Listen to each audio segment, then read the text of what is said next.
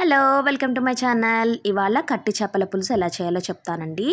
కట్టి చేపలు, ఉల్లిపాయలు పెద్దదైతే ఒకటి, చిన్నవైతే రెండు తీసుకోండి.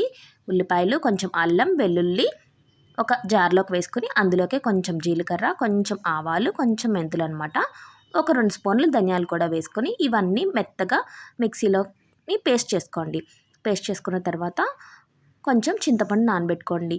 ఇక్కడ చేపలు చూస్తున్నారు కదా, ఈ చేపలకి తగ్గట్టు నానబెట్టుకోండి చింతపండు అనేది. నెక్స్ట్ చేపల్లోకి కొంచెం ఉప్పు, కొంచెం పసుపు వేసి బాగా పట్టించి కొంచెం సేపు వదిలేసి తర్వాత బాగా ఒక 7-8 టైమ్స్ బాగా క్లీన్ చేసుకోండి. చేపలు క్లీన్ చేసి తీసుకొచ్చారు, అయినప్పటికీ నేను మళ్ళీ వాష్ చేసుకుంటున్నాను అనమాట. ఇలా క్లీన్ చేసేసుకున్న తర్వాత ఈ చేపల్ని కొంచెం మనం ఉప్పు, కారం బాగా పట్టించాలన్నమాట. వీటికి చూస్తున్నారు కదా, ఒక స్పూన్ కారం, ఒక స్పూన్ ఉప్పు వేసి నేను చేపలకి బాగా కలుపుతున్నాను అనమాట, ఉప్పు కారం పట్టేలాగా. పక్కన పెట్టేసుకోండి. నెక్స్ట్ కొంచెం నా దగ్గర బెండకాయలు ఉన్నాయి, అందు గురించి అనేసి బెండకాయలు కూడా వేస్తున్నాను పులుసులోకి. కొంచెం బెండకాయలు, పచ్చిమిర్చి అనమాట. కడాయి పెట్టి ఆయిల్ వేసి ఆయిల్ కొంచెం హీట్ ఎక్కిన తర్వాత ఈ పచ్చిమిర్చి, బెండకాయ ముక్కలు వేపి పక్కన పెట్టుకోండి. పక్కన పెట్టుకున్న తర్వాత పులుసు మరుగుతుంది కదా, మరుగుతున్నప్పుడు వేసుకుంటే బాగుంటాయండి. అదే ఫస్టే వేసేస్తే మొత్తం చెదిరిపోతాయి అన్నమాట, విడిపోయినట్టు అయిపోతాయి ఈ పచ్చిమిరపకాయలుని. ఇవి ఇలా వేసుకుంటే పులుసులో టేస్ట్గా ఉంటాయి. నెక్స్ట్ ఈ వేపి పక్కన పెట్టుకున్న తర్వాత ఆనియన్ పేస్ట్ ఉంది కదా, ఈ ఆనియన్ పేస్ట్ కూడా వేసేసుకోండి ఆయిల్లోకి. మళ్ళీ ఆయిల్ వేయక్కర్లేదు, ఆ వేపిన ఆయిల్లే సరిపోతుంది అనమాట. ఆయిల్లోకి ఈ పేస్ట్ వేసుకోండి. ఈ పేస్ట్ అనేది బాగా వేగాలన్నమాట.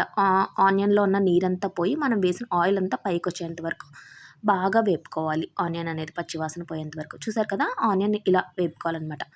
ఇలా మంచిగా వేగిన తర్వాత ఆనియన్ మనం ఉప్పు కారం పట్టించుకున్న కట్టి చేప ముక్కలు ఉన్నాయి కదా, కట్టి చేపలు వేసేసుకోవాలి. కట్టి చేప ముక్కలు కాదు, కట్టి చేపలు వేసేసుకొని ఎక్కువసేపు మగ్గనివ్వకండి, ఎందుకంటే చేప చాలా స్మూత్గా ఉంటుంది, విడిపోతుంది. నెక్స్ట్ చూస్తున్నారు కదా, మీకు చూపిస్తున్నాను ఎలా మగ్గింది అనేసి. మనం చింతపండు పులుసు తీసి పెట్టుకున్నాం కదా, అది వేసేసుకోవడం అంతే. అది వేసుకున్న తర్వాత కొంచెం నెక్స్ట్ ఫ్రై చేసి పెట్టుకున్న ఈ బెండకాయ ముక్కలు, ఈ పచ్చిమిర్చి కూడా వేసేసుకోండి. మనం చేపకు ఉప్పు కారం పట్టించినప్పటికీ కూడా ఉప్పు కారం చూసుకుని నాకు సరిపోలేదు, అందుకని ఉప్పు కారం అనేది మళ్ళీ వేసుకుంటున్నాను నేను. చూస్తున్నారు కదా, పులుసు అనేది మరుగుతుందన్నమాట. పులుసు ఇలా మరుగుతున్నప్పుడు చూసుకోండి, మీరు కొంచెం లూజ్గా తింటానంటే దింపేసుకోండి పులుసు. మేమైతే కొంచెం తిక్కుగానే తింటామండి, కొంచెం దగ్గరికి రానిస్తాను నేను. ఈ టైంలోనే మనం కొంచెం కొత్తిమీర, మీరు ఎంత కొత్తిమీర వేసుకుంటే అంత టేస్ట్ అండి. చేపల పులుసు తెలుసు కదా మనందరికీ. చేపల పులుసు అనేది కొంచెం తిక్కుగా ఉంటేనే బాగుంటుంది, అందుకనేసి నేను ఇలా చిక్కబడ్డాకే దింపుతున్నాను. ఇలా చిక్కబడిపోయిన తర్వాత వేరే బౌల్లోకి షిఫ్ట్ చేసేసుకుంటున్నాను. Please like, share, comment and subscribe.